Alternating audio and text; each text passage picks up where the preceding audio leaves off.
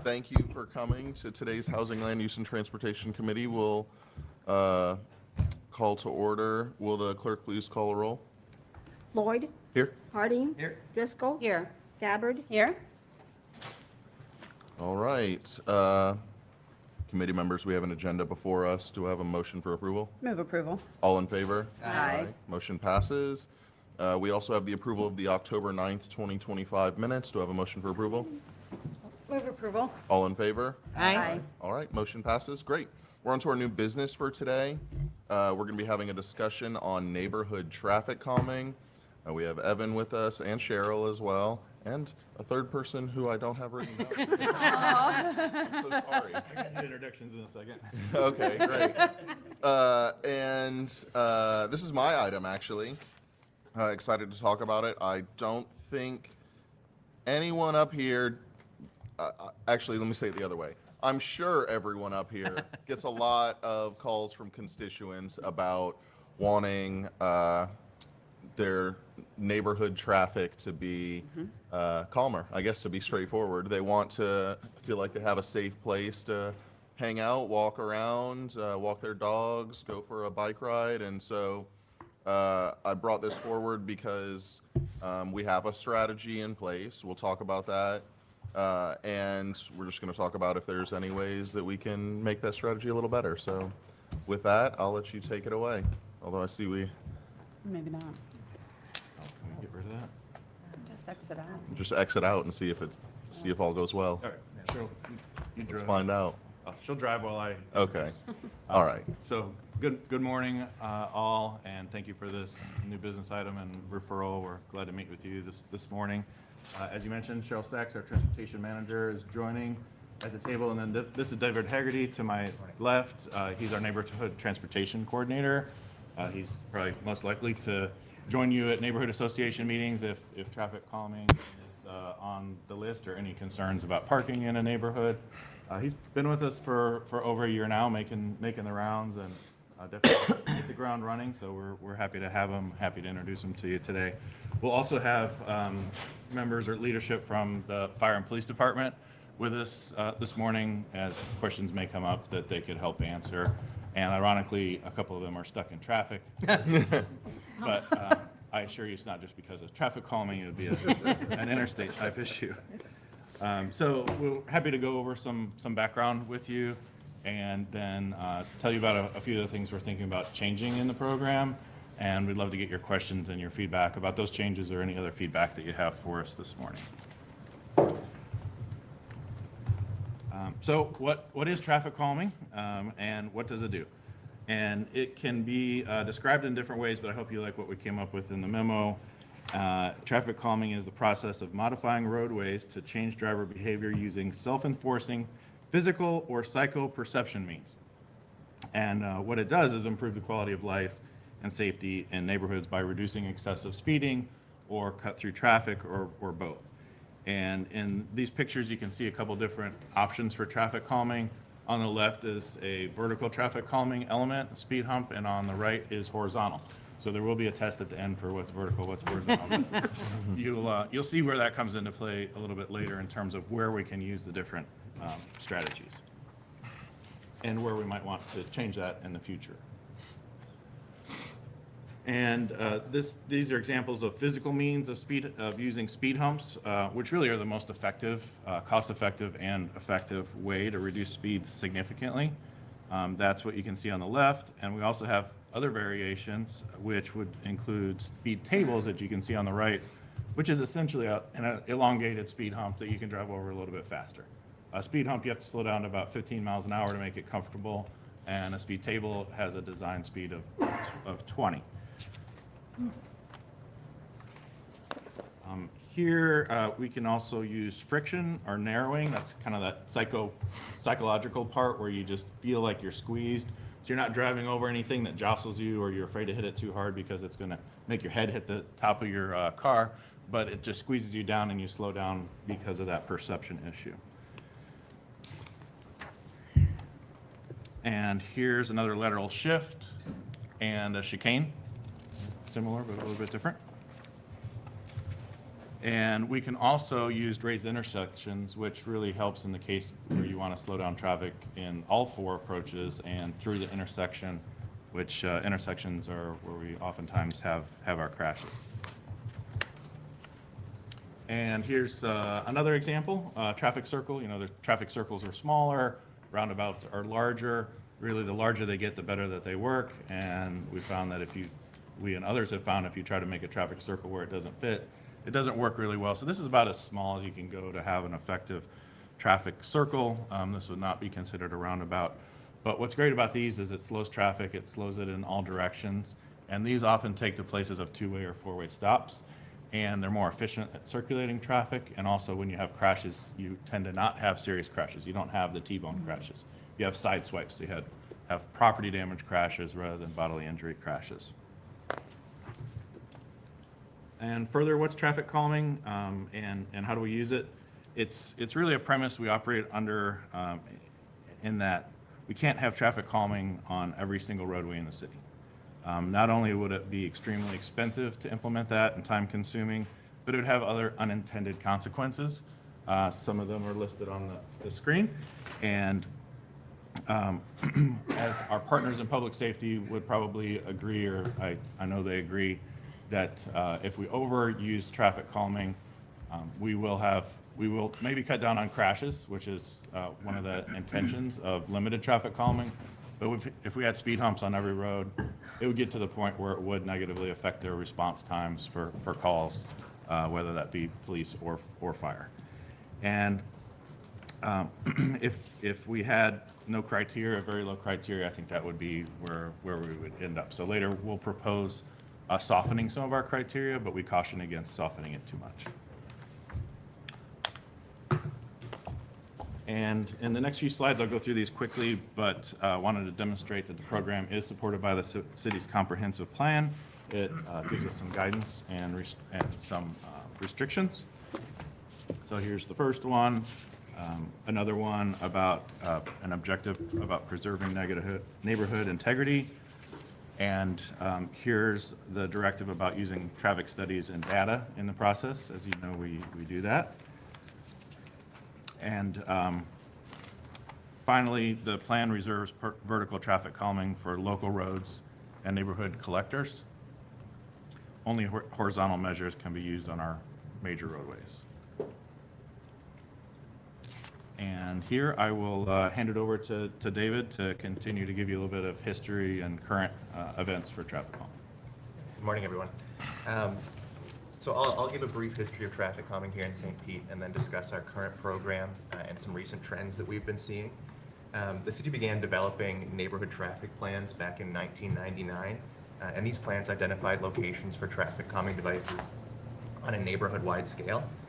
They included significant input from neighborhood associations and required a neighborhood-wide vote in order to be adopted.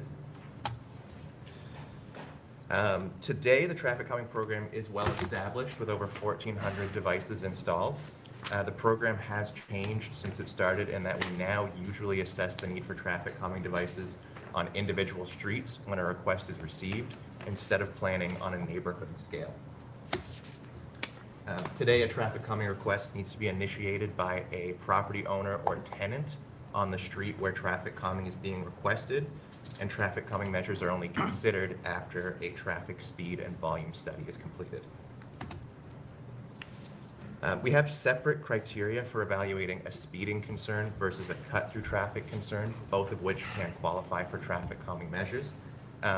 For evaluating a speeding concern, to consider traffic calming, we need to see three things on the street. The first being that the street needs to be a local or a neighborhood collector road with a speed limit below 35 miles an hour.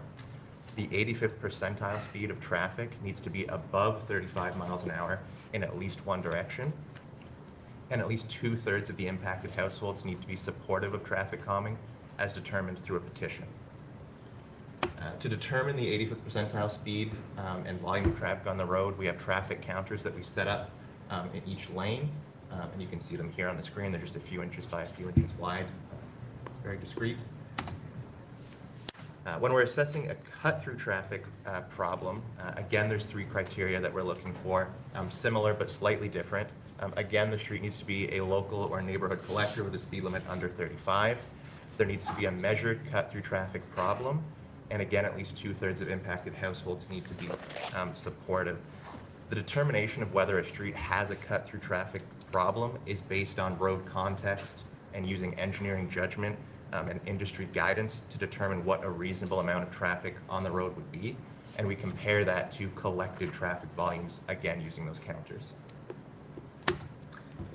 Just a quick note on road classification. We determined that using the future major streets map, which is provided in the city's comprehensive plan. And by doing that, it ensures that we're considering future growth through the process. Another side note on petitions, we accept 1 vote per household from an owner or a tenant age 18 plus. And voters are given 3 options when they receive the petition. They can either vote yes, they're supportive of traffic calming, no, they're not, or yes, but not abutting their property. Assuming a location has a successful traffic study and petition, traffic calming devices are only installed after we receive approval from Transportation and Parking Management, so this department, Engineering and Capital Improvements, Stormwater Pavement and Traffic Operations, and the Neighborhood Association if one is active. The approval process can be iterative, and staff will work with the association and internal departments to find an acceptable traffic calming solution. Approved locations are then put in a queue for installation by SPTO. The charts on this slide provide a summary of the traffic calming requests which were evaluated in 2024. The city received 110 unique requests which were eligible to be evaluated for traffic calming. And of those, 24% of the requests met the speed or volume criteria in order to move through the process. Typically, the next step would be the petition. Of that 24% that was eligible to move forward, 39% had a successful petition, 46% had an unsuccessful petition, and 15% did not require a petition because it was a low-impact device, something like a radar feedback sign, where we would get approval from the association first to skip the petition. This next slide shows the trends that we've been seeing over the last 3 years, which are largely similar. Between 2022 and 2024, we received between 94 and 122 annual requests for traffic calming measures, which were eligible to be studied. And during those years, between 8% and 7%, depending on the year, ultimately qualified for traffic calming to be considered based on a successful traffic study and a successful petition. Once again, to briefly summarize, while many traffic calming requests may not ultimately qualify for traffic calming measures to be installed, the program is still very active with over 1,400 devices installed to date. The reason that some streets are not qualifying is because our program targets frequent, excessive, and unreasonable speeding and cut-through traffic. And with that, I will pass it over to Sharon. Thank you, David. Our annual budget has grown in recent years from $100,000 annually to $150,000 annually beginning in fiscal year 24, which coincided with our practice to return construction efforts back to internal resources. The funding is provided through the Penny for Pinellas, and traffic calming devices are now constructed and maintained by SPTO staff, as David mentioned. That annual budget, again, is allocated to the program, which focuses on traffic calming on our residential streets. For major streets, any traffic calming is really intended for speed moderation and generally accomplished as a part of major reconstruction. It would include elements like landscape medians, curb extensions, and that are intended to change driver perceptions about the roadway and generally encourage motorists to drive just a little bit slower. It doesn't include any vertical elements currently, but FDOT has some experimental design standards that are being integrated into state design manuals, which is encouraging. So about the neighborhood traffic calming program, for our program, though, we do have a few changes that we are considering in the spirit of constant improvement. The goal of these changes would be to ensure fairness, remain consistent with best practices, and continue our efforts aimed at efficiency. So the first change we're contemplating is to update our criteria associated with excessive speeding. Instead of using a flat rate of 35 miles an hour for the 85th percentile speed, we would evaluate speeds according to the street's speed limit. So we would consider locations where the 85th percentile speed is greater than 8 miles an hour above the speed limit to have excessive speeding. This helps to promote fairness in accounting for differential speed limits, since many of our neighborhood streets have a posted speed limit of 25 miles an hour, while others have a speed limit of 30, and a few have a speed limit as low as 20 miles an hour. The second change we're contemplating is to establish a more definitive metric associated with our volume criteria. Using information from various industry sources, we'd establish a base volume for traffic on the street. We do that to make sure that there's at least a minimum threshold, so we're not over-treating streets that have very low volumes of traffic. Once we see that there's a minimum volume that's met, and there aren't extenuating circumstances, we'd compare that daily traffic volume with the traffic during the highest hour of the day. So if we're seeing that 15 to 20% of the street's traffic is occurring during a certain hour, it may be indicative of a cut-through issue. It's important to note that while this is indeed more objective than the current practice, we'll continue to retain our ability to exercise judgment for certain situations when the volume may be associated with a destination that's on the street, such as a church or a school, or when it's a cul-de-sac. That's not cut-through traffic, and volumes are unlikely to be changed by traffic calming devices in those instances. The third proposed change relates to the options on our petition. We currently have an option where residents can indicate support for traffic calming, but a preference that it's not located in front of their property. This can be limiting and could prevent us from installing devices with the spacing that allows them to be most effective. Removing the not abutting my property option allows us to identify the most ideal spacing and locations to address the speeding concerns, but could result in fewer locations having successful petitions. We're also contemplating some added clarifications, primarily to address some situations that are becoming more common for us. We've had more requests to consider traffic calming along streets that include multifamily residential units alongside it. Our current practice is to accept one vote from the condo board or the apartment's management to represent the entire property.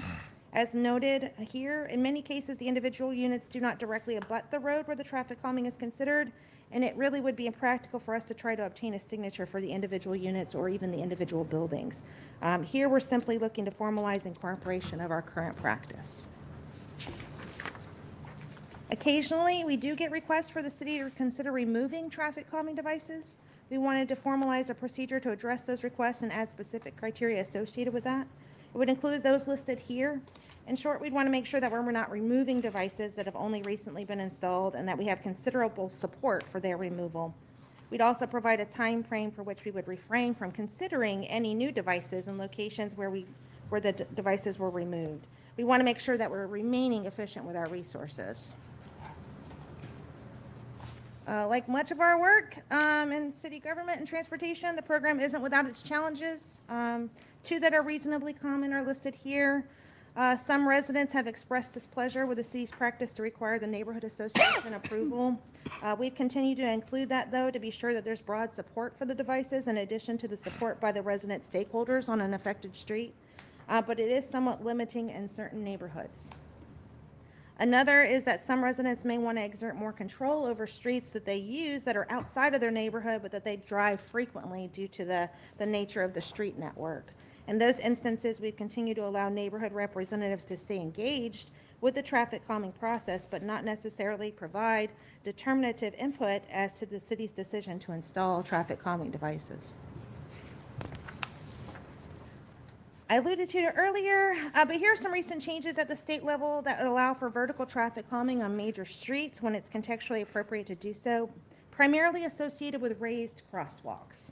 So we're not slowing down traffic just to slow down traffic. It's really to add visibility and height associated with pedestrians who are trying to cross the street. It really just allows for another tool in the engineering toolbox to address speeding and visibility concerns and address pedestrian crashes. However, our current comp plan language precludes us from taking advantage of this opportunity to even consider it on roadways with higher classifications. This picture is from Orlando near Camping World Stadium, where FDOT has installed a series of raised enhanced crosswalks. And the traffic calming uses a gentler vertical profile than traditional speed tables. It's better for longer and heavier vehicles, trucks, for example, that are generally expected to use these types of roads. So it does have a different profile and different advisory speed than you would see that we would use on a more residential street. A local example of this vertical element to highlight for you was when FDOT approached us about converting some existing crosswalks on Fifth Avenue North to raised crosswalks to connect between the parking and the hospital entrance at St. Anthony's on Fifth Avenue, and we had to turn them down. They were designing the resurfacing project and wanted to enhance the crosswalks that connected. Fortunately, they were able to keep the flashing beacons, and so we do still have an enhanced crosswalk, but we weren't able to add the height and the extra visibility that the speed table would have allowed us.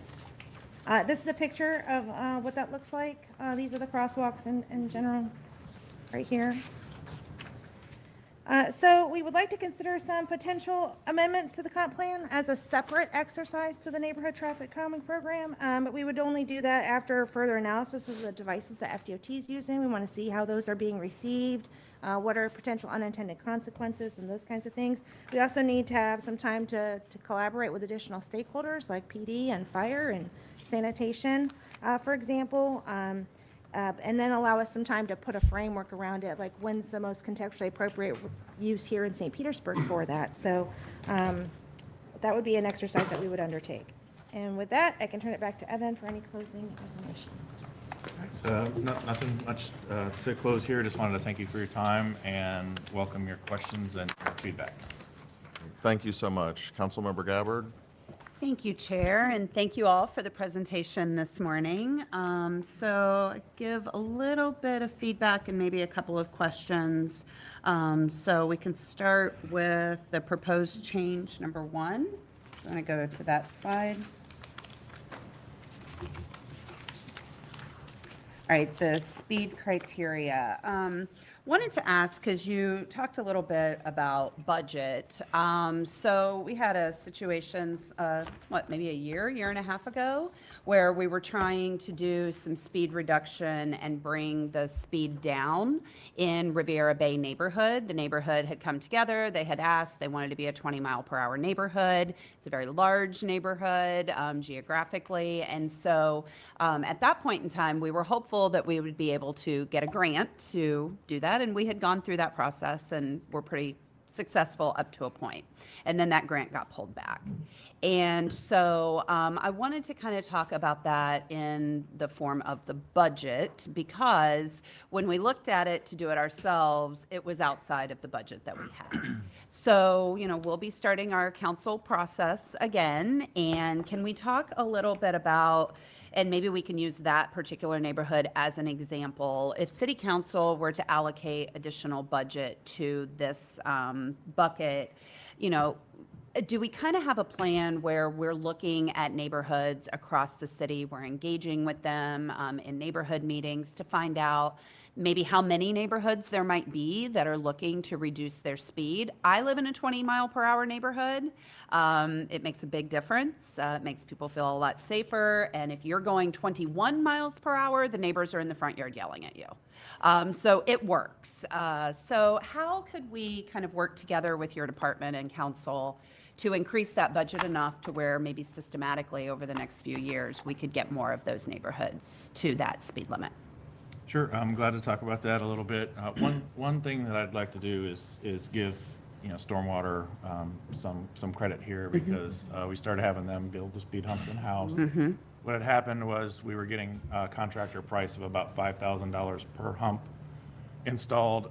They would do it as part of the annual resurfacing program. We'd use that same contractor, and then all of a sudden they wanted $15,000 per hump. And we had this big backlog that was created because we couldn't afford that. And now Stormwater's building these humps for about $3,000 per hump. So that's really helped with the budget. Another approach that we've used to try to make sure that $100,000 or the $150,000 is enough for neighborhood traffic calming is if we get a project that's a standalone that would eat up a lot of the budget, Buster Hill Drive for an example, we went for and we worked in coordination with the council member to support an independent budget item ask just to cover that. And I think that moving forward, if we came up with, if we needed money for a speed limit reduction across the city, perhaps that's its own line item. Okay. But I'm also pleased to share with you that some of the grants that we had been awarded or told we were going to win under the previous federal administration that we thought would never happen, they seem to be happening. So that grant that you referred to is not dead. Okay. We're still working That's good news. with USDOT. And if we have time at the end, maybe we can give you an even bigger update on that, because we have 3 grants working through the federal contract process right now. And a couple of them I thought we had no chance, but Right. it's worked out.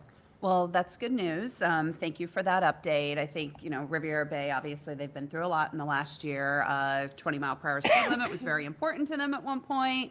They've had to deal with other things. It will come back onto the radar. So maybe we'll, get some more good news. Maybe we'll invite you to a neighborhood meeting at the first of the year, and you can kind of share that update with them. Sure, and I don't want to belabor this point too much, but David, can you talk about the strategy that we're using now to reduce the cost of signage in neighborhoods for changing speed limits?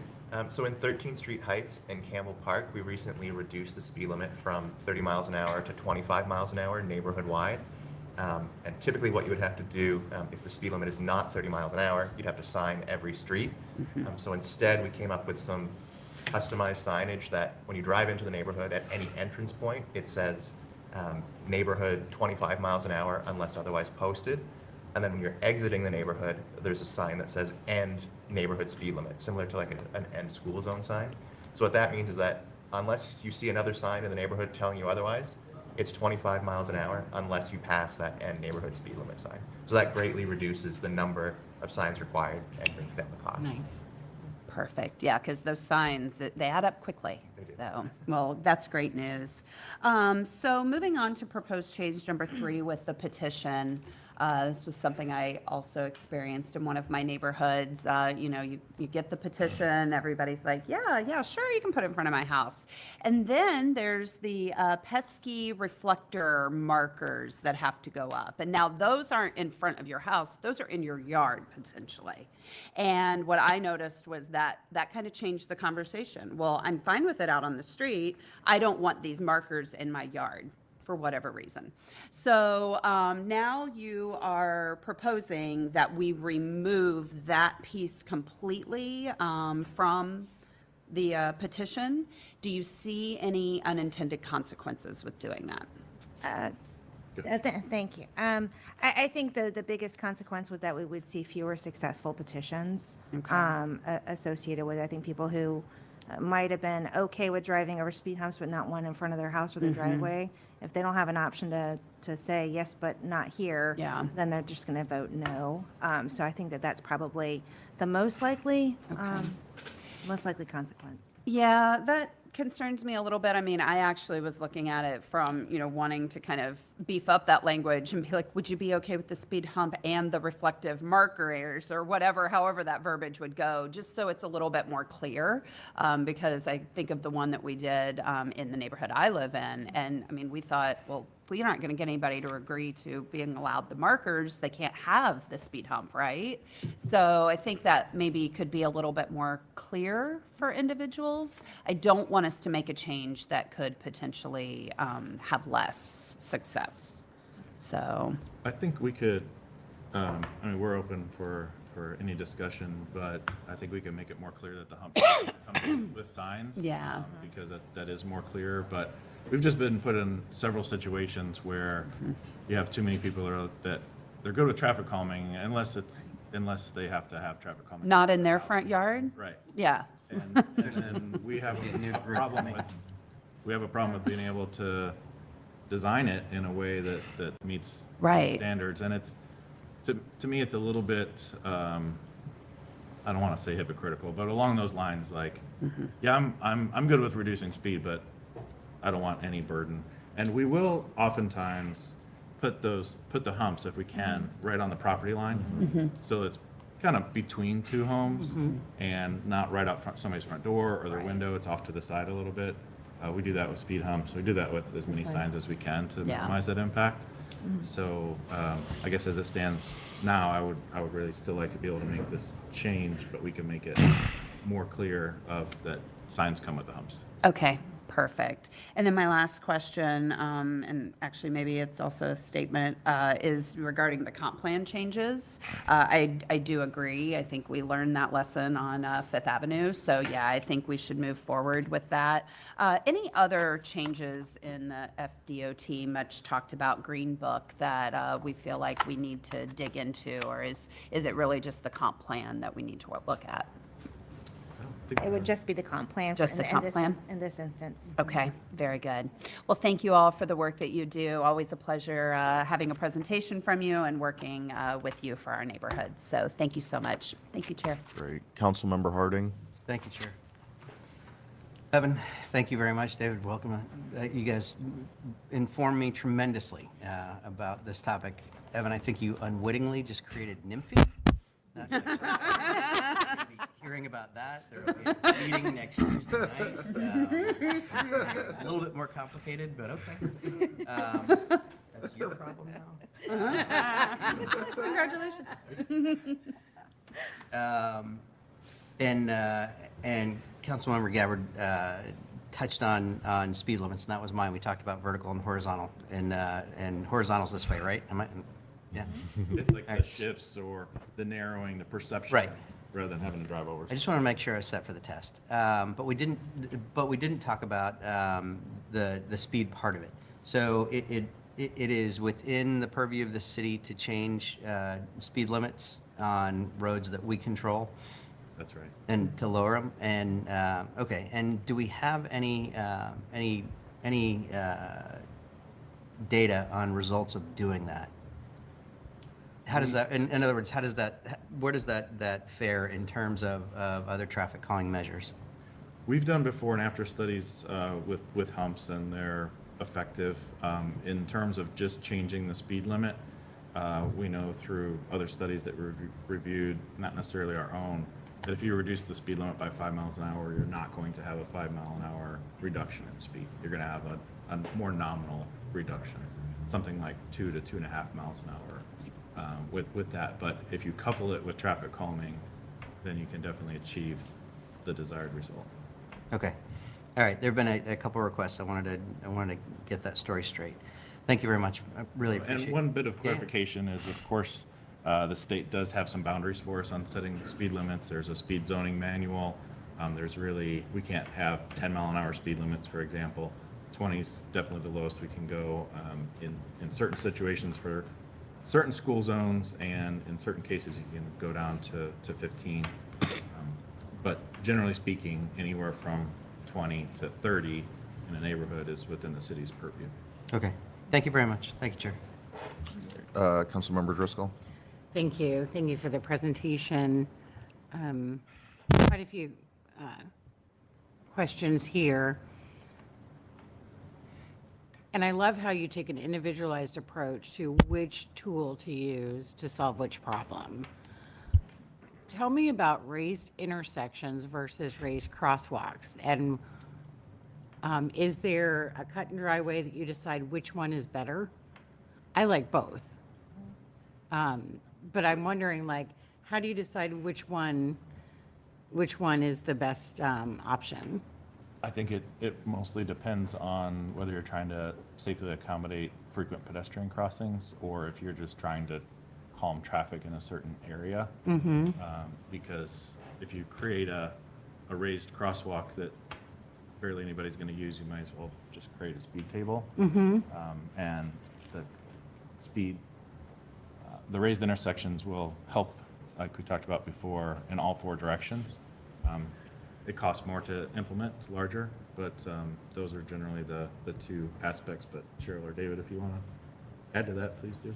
Yeah, I think the raised intersections, you would, spacing between the devices is really kind of critical and kind of a key determinative factor, right? So sometimes, and then driveways are also what is a big challenge for us in determining where we can locate tables and devices. So when we have a raised intersection, then we don't have driveway impacts and those kinds of things. But how far apart are the intersections that would allow that to be done? So generally, we're looking at trying to achieve spacing that's between 200, 250 feet to about 600 feet between the devices.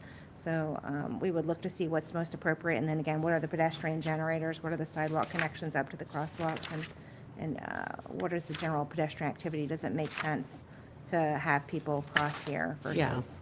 versus somewhere else? Okay. So I'm thinking about two high pedestrian traffic areas. And these are two intersections we have where we had street murals removed. Grand Central and USF St. Pete. So let's use those as examples because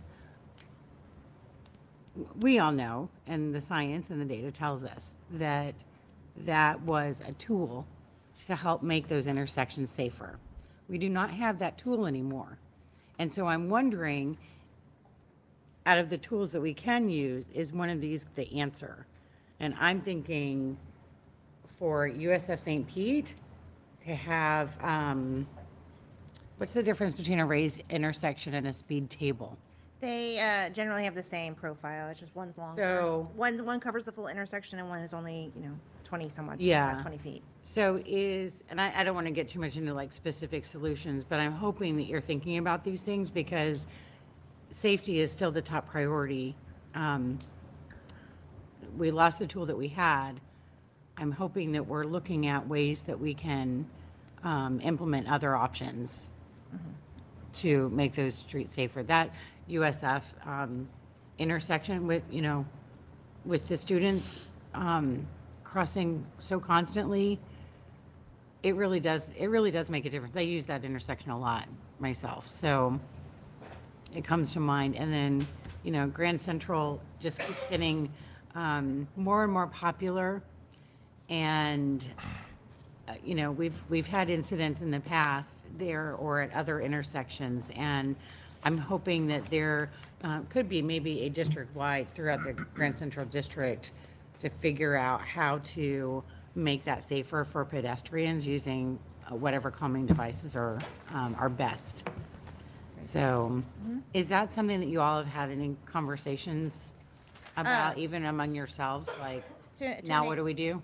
To an extent, yeah, Yeah. absolutely. We have had those conversations. I think in Grand Central in particular, there's a Grand Central master plan, and it did call for increasing the number of bulb outs, potentially looking at all-way stops. Now, there's certain criteria we'd have to meet in order to do all-way stops and stops on Central, which could be a little challenging for operations. But it did look at that, and we need to, it kind of goes back a little bit, I think, to the roadway classification and double checking and making sure that it's permissible for us to do a vertical device on a road like Central Avenue, right? So that's something that we would need to check. We did have some potential countermeasures that we were looking at 6th and 2nd, working with USF St. Pete's Police Department. So we've got some opportunities that we're kind of mulling about around there to kind of help improve safety for the students in that intersection as well. So we can look into that further, but just quickly looking at the future major streets map, it looks like Grand Central Avenue is eligible for vertical traffic calming. Okay. Okay, I want to move to the slide 33, the multifamily residential consideration. I have a concern about condos and apartments having one vote from the board or from the property management. Because you're talking about a lot, so let's say it's an apartment building with 100 units. So you've got one vote representing 100 people, and if that complex takes up a block, and on the other side of the street are 4 single-family homes, 4 people can vote no or yes, and it affects 100 other people. You know what I mean? Like, there's a balance that I think needs to be struck. It's really difficult to get that many people to respond, but I worry, and this is a current practice, so, but since it says that the changes are not being considered, I'm wondering if we can take a closer look at that. example that comes to mind is the Lake Maggiore Apartments. So that's a newer apartment complex. It has around 300 units, something like that. Across the street from it, there's a mobile home park and a few other residences, small multifamily. So you've got very few votes total that affect hundreds of people. Are you more concerned that it might be, preclude the traffic calming from happening, or that traffic calming might happen that some of the people don't want? Or is it both? I think it could keep us from implementing traffic calming. So if we required a vote from all 100, I think it would be hard to get to that 2/3 threshold. But I would also say, from my recollection, I'll see what you guys think. Usually, these places say yes. Have you had no's? Most of them say yes. So they're Okay, usually not. so it's really not a It problem. hasn't been a problem. Okay.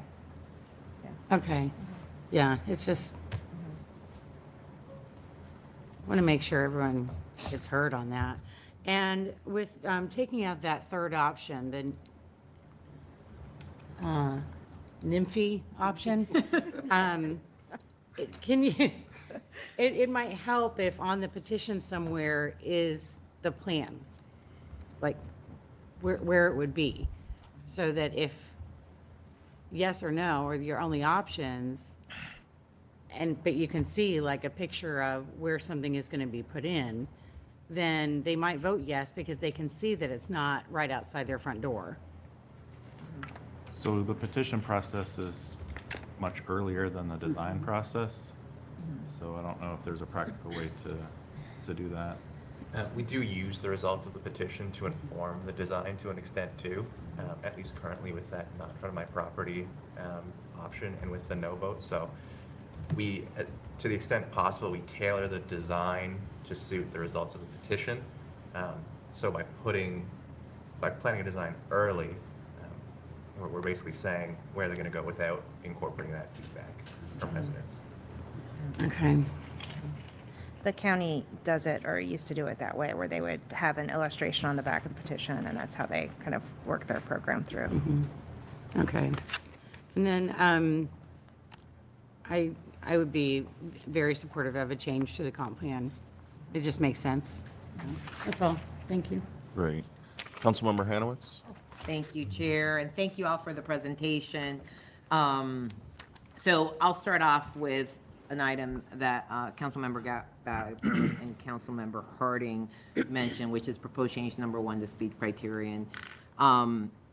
So can you just elaborate what the process is for neighborhoods to change to a 25 mile per hour? When I was a neighborhood president and Mike Jeffries, and we had this conversation, City Council had passed the blanket speed limit for the neighborhood that they can go ahead and go forward with a 25 mile per hour speed limit if they have the vote in the neighborhood. And so can you just kind of go over that process? Yeah, I'll ask you to go. Sure, you good? Yeah, go ahead. So to reduce the speed limit in a neighborhood, right now it's typically on request from, typically it starts with a resident and we ask them to get in touch with their association to make sure there's broader support. And if the association is supportive, we just do an engineering analysis for that specific neighborhood and write a memorandum that's approved by engineering, and we're able to proceed. Typically it's not extremely complex if we're just dealing with neighborhood streets to go from 30 miles an hour to 25 miles an hour. It's really just a contextual check that 25 mile an hour speed limit makes sense and It's will. in the zoning manual. Yeah, and that's in and keeping state with the laws. speed zoning. And state laws allow for it. Requires, Yeah. requires an engineering. So, Yeah.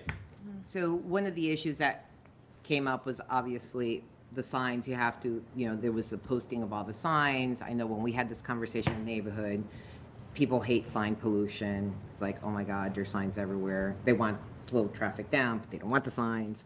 So I like that kind of balance that you all came up with finding a way to reduce the signs, which is good. But I'm just curious, and maybe we need to hear from legal and law enforcement.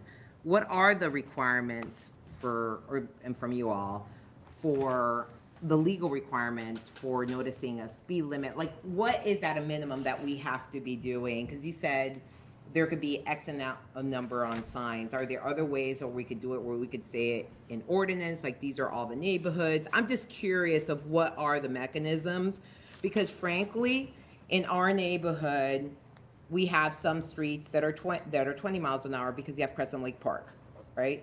And if there was an opportunity to reduce signs and say, put X amount of signs and take away all the signs from the entrances of every street in Crescent Lake, I guarantee you the neighbors will want to do that.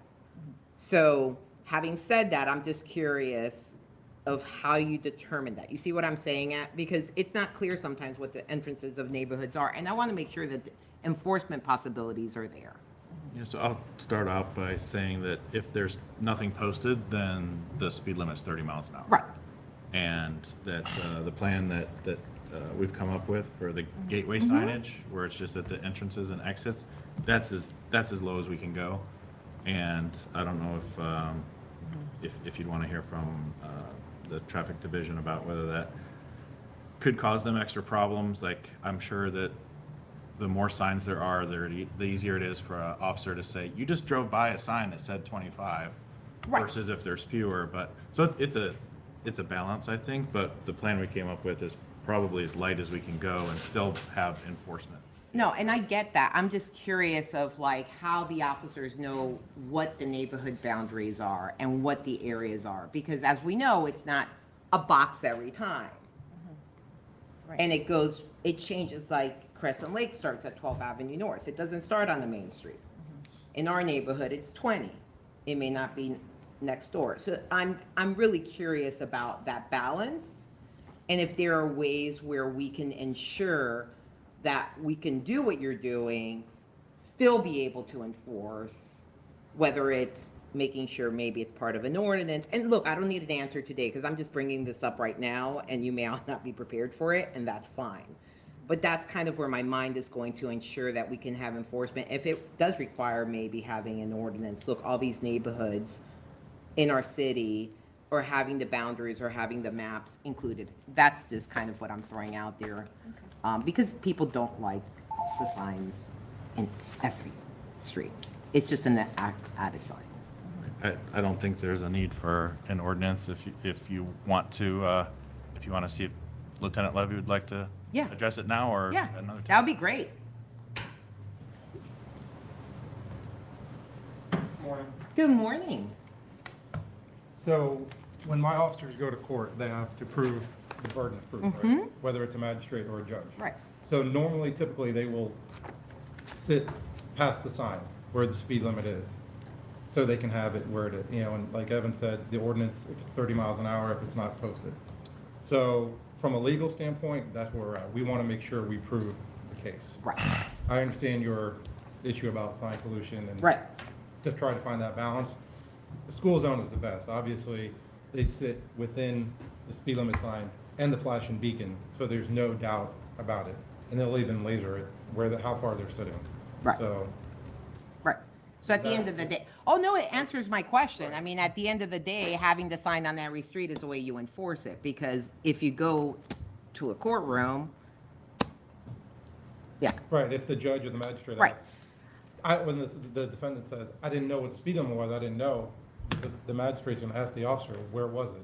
right. No, it makes it easier, but they can't claim ignorance of the law either. So Correct. whatever, my point is getting rid of the ambiguity, whether it's by ordinance or by sign, could be ways where you can tackle the issue. You see what I mean? And Absolutely. they can't say, well, I'm ignorant of what the ordinance say. The ordinance say this is a speed limit in the neighborhood. That may be a way where you can tackle less signs. And so I'm just throwing that out there, but that's kind of where I was getting at. Sure, understood. Yeah, thank you. You're welcome. So it's just something I want to kind of look at to see if that's a possibility to make sure if we can include something in the ordinances to ensure that we can enforce less signs. That's Yeah. where I was going at. But I think this is great. I mean, FDOT wanting to have the raised sidewalks on the bigger roads is fantastic. I will say, and nobody's brought this up, traffic circles.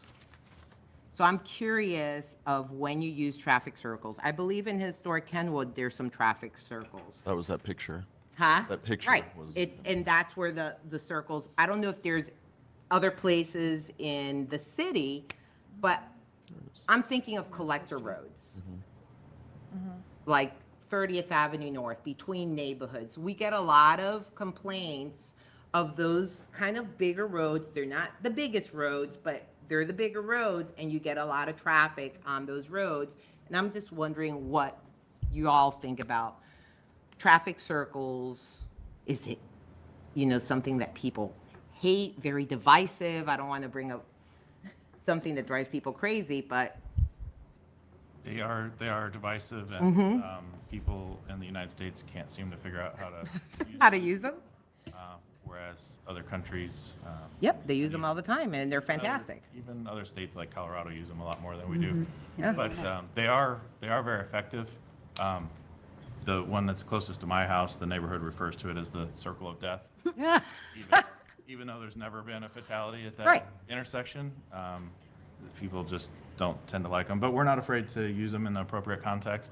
Again, they need to be big enough. And then to build a large one, it gets very expensive. Yeah. So that could be a separate line item. But I'll kick it to the traffic engineer and see what Cheryl would like to say. Right-of-way constraints usually dictate whether we can use them or not. I like them. I think that they encourage yielding behavior. They generally put the crosswalks in a position that is, a little more advantageous. A lot of times, at all-way stops, you're seeing yielding behavior anyway. So it might, you put people at the right location and right angles and those kinds of things. But typically, right-of-way constraints will almost always kind of preclude us from doing them in a lot of locations where we would like to. Right. And that's why I was thinking the collector roads, because they're a little bigger and they have some of those issues. I mean, somehow Sarasota managed to put traffic circles Yes. all over the place. Imagine that. Yeah. And there's older drivers there that have been driving for a long time, and that's a huge change in their driving behavior. Yeah. FDOT has used them very successfully in certain locations. Managing traffic during construction of a circle is very, very difficult because people will build a perception about the circle based on their challenges with the maintenance of traffic. But usually we just find that it's very difficult because you might have right of way on one side of the street but not the other. Somebody's got some property over here. We'd have to acquire easements. It just starts to get a little bit, it gets complicated in a hurry. Okay. I was just wondering what your thoughts were, especially on collect roads. I've seen them as cities grow. They're using them more in more places, and they use them internationally. And I find them, once you get used to it, it seems like it's very safe. They're so. great for sustainability too, because there's no power needed for Right, you don't traffic need signals. the traffic signals or Yeah, anything exactly. like that. So, well, thank you all for the presentation and for a lot of information here. Great work. Thank you, Chair. Yep. Traffic circles have started to get more common in roundabouts. FDOT at Fort Pinellas, I want to say a couple years ago, pretty much said this is just what we're going to do now. So it's getting a lot more common. Don't see anybody else, so I'll take an opportunity. First, thank you very much for this. I'll say I was inspired by seeing what other cities had done. There's been a couple of examples recently of cities taking traffic calming to the next level. And we talked in meetings about what Boston's done. I don't know if you got a chance to go look into that, but they've massively expanded traffic calming. So I'm really grateful for some of this. And one thing that hasn't come up, so I'll go right to it, is proposed change number 1, the speed on the speed humps. I think that this is sort of what most of my complaints are about, is people narrowly missing qualifying, and I'm really grateful for you addressing that. I will say one thing. You said 8 miles per hour above instead of 35, but then if you're at a 30 mile per hour road, now you're asking for 38. People might not love that one. I might say 35 or 8 miles per hour above, whichever is less. That's But other than that, like that's a really good change that I think would be really helpful and make it a lot easier for people to understand what exactly they're looking for. That oh well, actually, I take it back. It's still that 85th percentile thing that does like confuse people a little bit. And honestly, like, yeah, why don't y'all just say like 15% of people going faster than X speed limit? Like that seems a little more straightforward instead of like 85th percentile talk. But I'll leave that to you. That because that does get hung up. Yeah, it is exactly the same thing, but we. Yeah, it is. I know. It's a standard term, but we could try to be Yeah. a little bit Yeah. more explanatory. Yeah, I just get a lot of questions about that specifically, but I know it's the same thing, but I don't know. That's just my brain thinks a little differently. Maybe everybody else's doesn't. Okay. Okay, so we've actually talked about it a good bit, and it wasn't in the slides, but like, you know, speed limit changing, there's been talk of 20 is plenty. Just wanted to give you an opportunity to talk about that.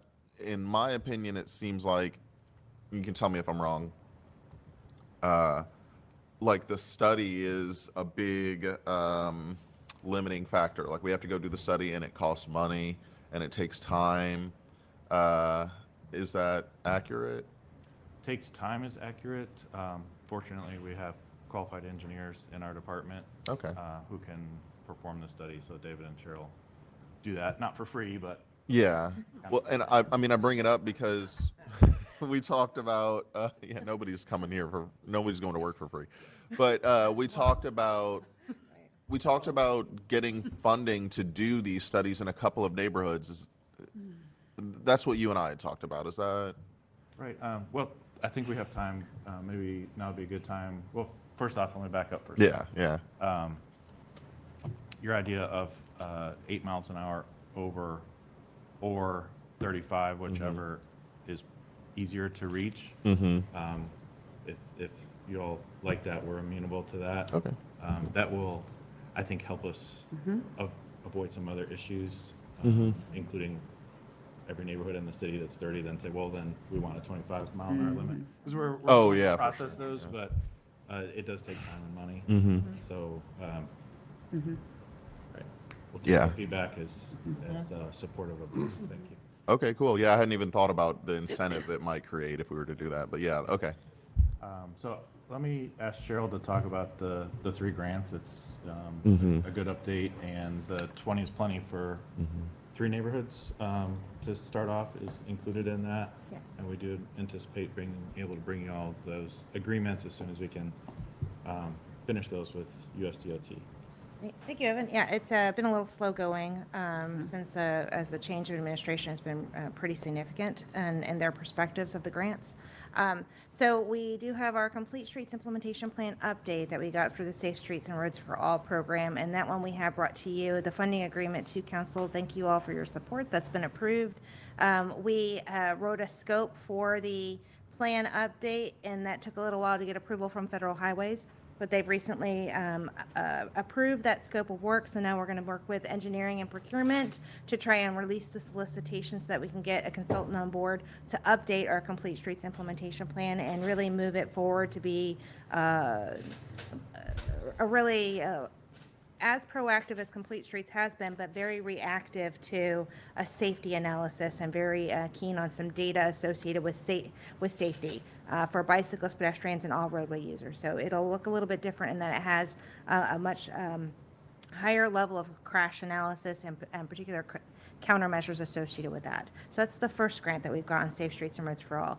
The second one we got on Safe Streets and Roads for All is the demonstration grant, and that's the one that I think that you are both kind of referencing with the neighborhood-wide speed limits and reducing them down to the 20 is plenty and doing kind of an experimental approach, reinforcing that new neighborhood-wide speed limit concept that we have kind of shepherded early with Campbell Park and 13th Street Heights that also have kind of limited entry points. So I think that the fact that they have limited entry points was also easy for us to try and test that concept a little bit more.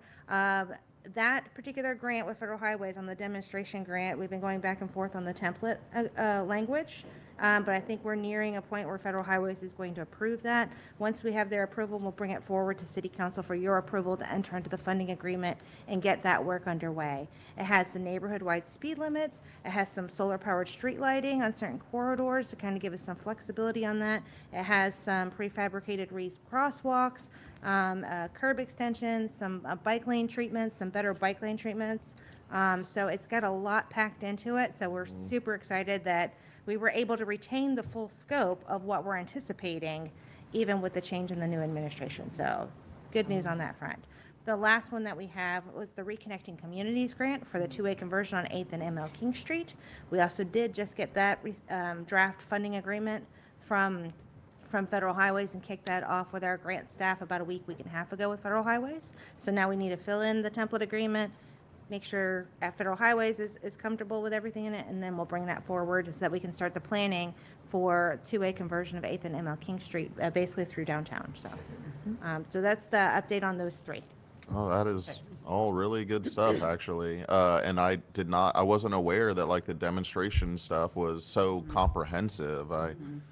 I had, and it's kind of what led me to asking the question, because I was kind of confused as to like, why like going and seeking grants would and doing all this study would be so big of a deal just to change a speed limit. I know that we have to do an engineering study, but then in my mind it was like, do a study. If we meet the qualifications to change it, you just like went out there with a wrench and some signs and swap the signs out. Like, I was like, why is this such a big deal? So I'm glad to see that it's more comprehensive, but I also think plenty of neighborhoods would be happy for you to just go out there with a sign and swap the signs out from 25 to 20. So I want to see us continue in that direction wherever we legally can. I just don't see a reason, like if we can get away with making your neighborhood speed limit 20, it makes legal and logical sense. Like, I mean, I just don't see why we wouldn't. It's going to make your neighborhood a safer place to walk around in, even if it's only like a couple of mile per hour reduction. And I'm glad to see a lot of my colleagues bring up a similar thing. So hopefully, I don't know what a path forward on that is, but we're just here today to like give you feedback and come up with what the next conversation is for this topic. So I think that sounds good. I'll go to the stuff about the comp plan and specifically the change for raised crosswalks on bigger roads. And that's actually something I was really excited to see. We talked about it before. I was really excited to see it because I do get people reaching out about, hey, I'm going to use an example in my district, 22nd Avenue North, like there's all this speeding and what can we do about it? And I just have never really had a tool that I could use other than like a major roadway change.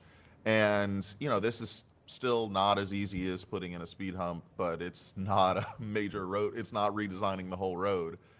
And so, Evan, you mentioned it before when we chatted. Want to say it out here, like, there's good examples, like with the hospital was a good example, but there's schools on these roads as well that could be a place where we could potentially do this. And I mentioned that because we talked about how there's multiple schools on 22nd Avenue North. So that's, I look forward to whatever work we have to do to be able to utilize that tool.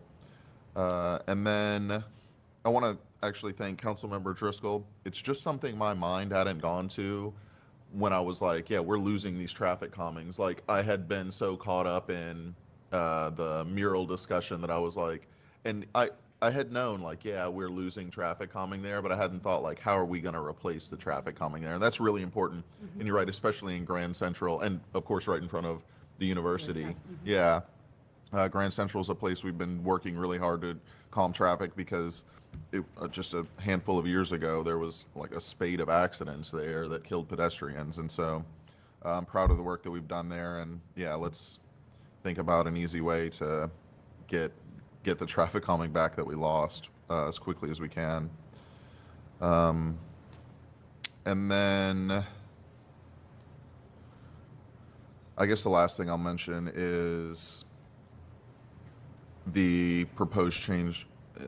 Well, I'll do two things, of course. Proposed change number 2 looks good. I like that it's less vibes based, although I like still the opportunity to do the vibes based if we need to. And then number 3, where you talk about the petitions. Yeah, this is an interesting potential change. And I feel like it's possible to get less people voting yes because of it. But, philosophically, it's like, if everyone says yes, but not in front of me, then it's just, honestly, like, yeah, I'm a big believer, like, we live in society, like, there are trade-offs to decisions that we make, and we, do things collectively. And if that means, you get it in front of your house, then you get it in front of your house. So I kind of support y'all changing it. But I am still open to the conversation, like, clarity maybe in there, like we talked about. But if you want to change it to yes or no, like, we have to prioritize where we put these things and where we can put them most effectively. And I think this is a fair way to do it as well, is to take that away. So just figured I'd give you my feedback on that. That's all I have. I'm, again, really grateful to you all for giving us this. I think some of these things will just smooth things out a little bit more, and especially when neighborhoods are reaching out to us. The clarity, the slightly softening of barriers.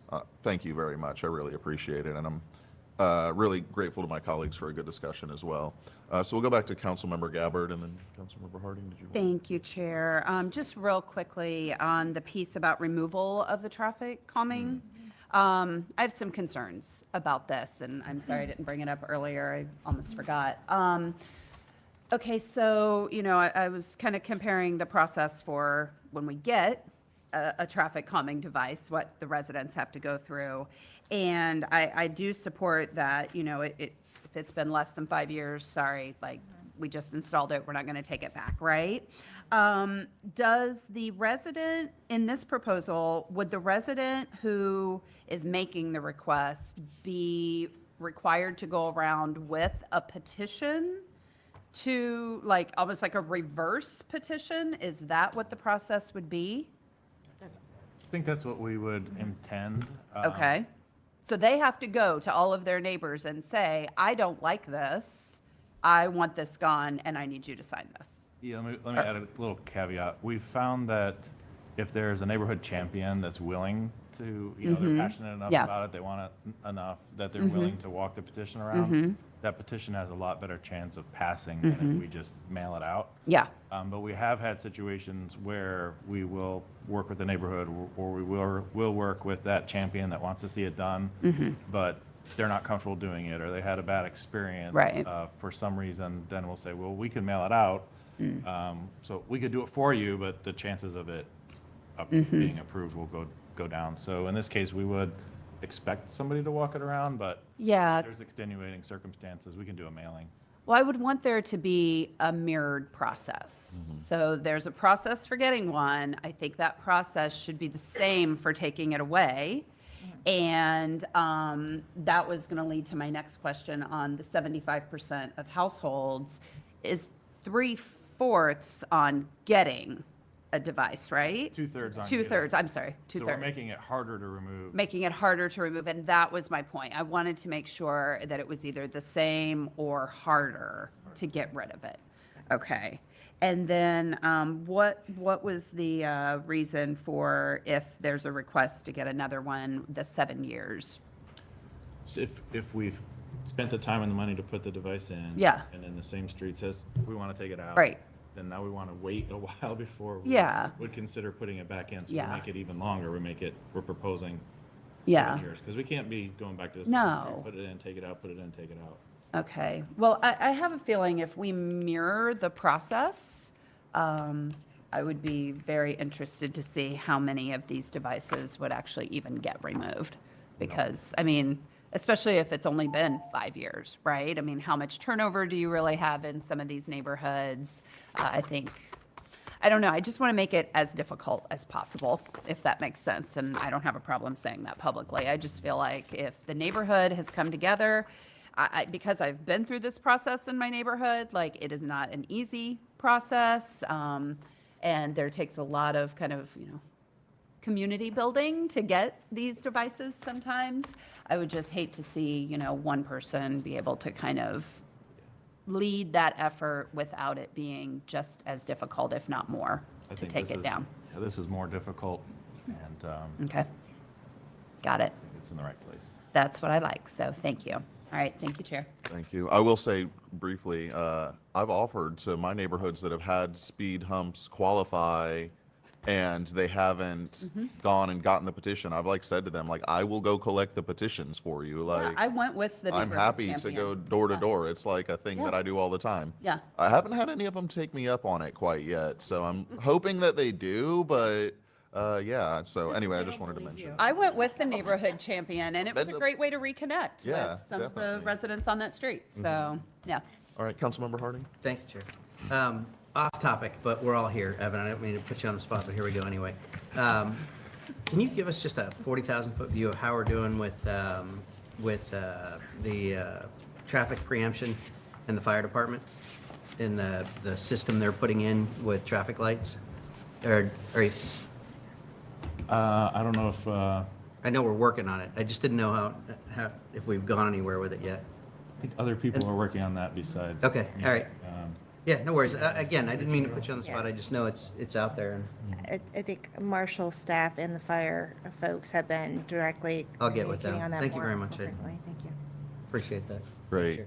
Yes, thank you. And, seeing no other committee members or council members, I will say thank you all for a very good meeting. We're at time for today. We're going to leave this item to come back based off of this feedback. Do you feel comfortable with that? I mean, I see Cheryl.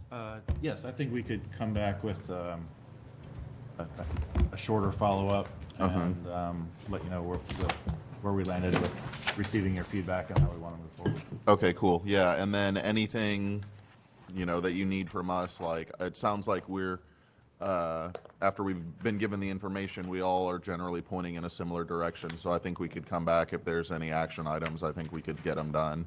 Right, and I think some of these things that we've proposed to change, that they're not an ordinance, that there's consensus on, we'll just change soon. Okay, all right. We don't. But other things like the comp plan, they're gonna take, Oh, of course, More yeah, actions. of course. Wonderful. Thank you very much. I really appreciate it. We have our next Housing, Land Use, and Transportation Committee meeting on December 4th. We have a discussion on potential actions to appropriately recognize the historic significance of the Lincoln Cemetery and the Greenwood Cemetery.